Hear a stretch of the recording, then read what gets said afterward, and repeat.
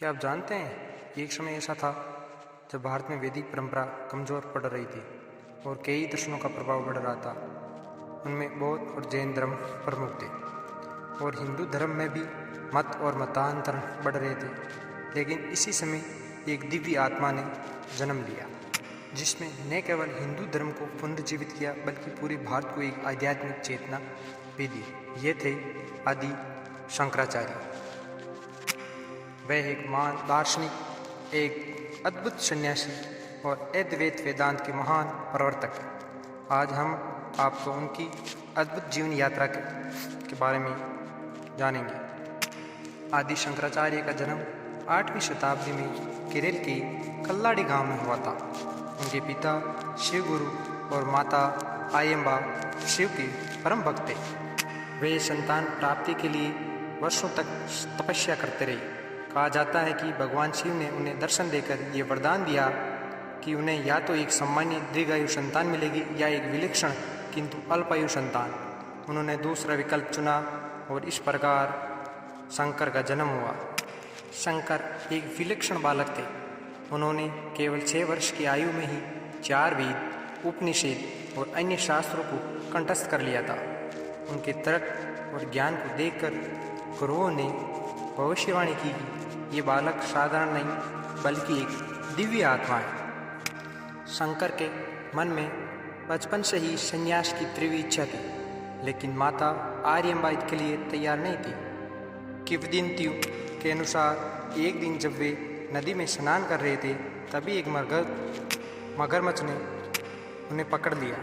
जब उन्होंने माता से संन्यास की अनुमति मांगी तो माता ने मजबूरी में हाँ कर दी और इससे ही अनुमति मिल गई और मगरमच्छ ने उन्हें छोड़ दिया।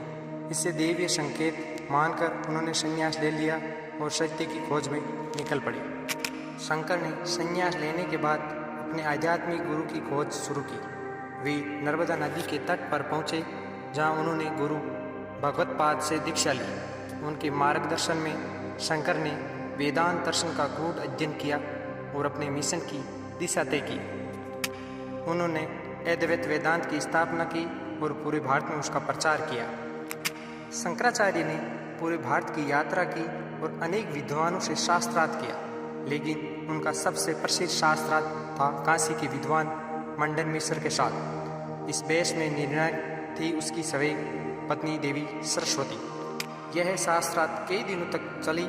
इस बहस में अंत शंकर की विजय हुई और मंडन मिश्र ने संन्यास ग्रहण कर लिया। ये शंकराचार्य की सबसे बड़ी आध्यात्मिक विजय मानी जाती है। गुरु शंकराचार्य ने हिंदू धर्म को संगठित करने और वेदांत की शिक्षा को संरक्षित करने के लिए शंकराचार्य ने 4 मठों की स्थापना की। शंकराचार्य ने उत्तर में भारत में ज्योतिर्मठ या बद्रीनाथ में स्थापना की, दक्षिण में श्रृंगेरी मठ कर्नाटक में, पश्चिमी भारत में द्वारका मठ गुजरात में, पूर्वी भारत में ओडिशा गोवर्धन मठ पुरी।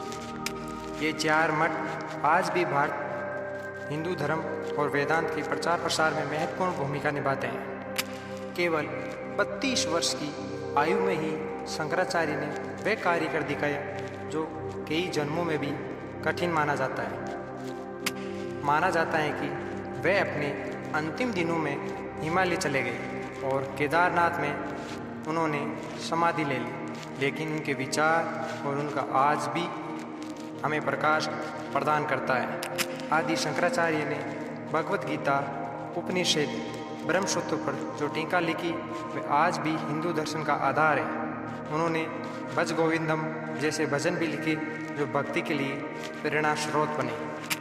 आदि शंकराचार्य का जीवन हमें सिखाता है कि आत्मा और ब्रह्म एक ही है, अहम ब्राह्मी। उसका दर्शन आज भी हमें सत्य, भक्ति और ज्ञान का मार्ग दिखाता है। इस प्रकार गुरु शंकराचार्य ने सनातन धर्म को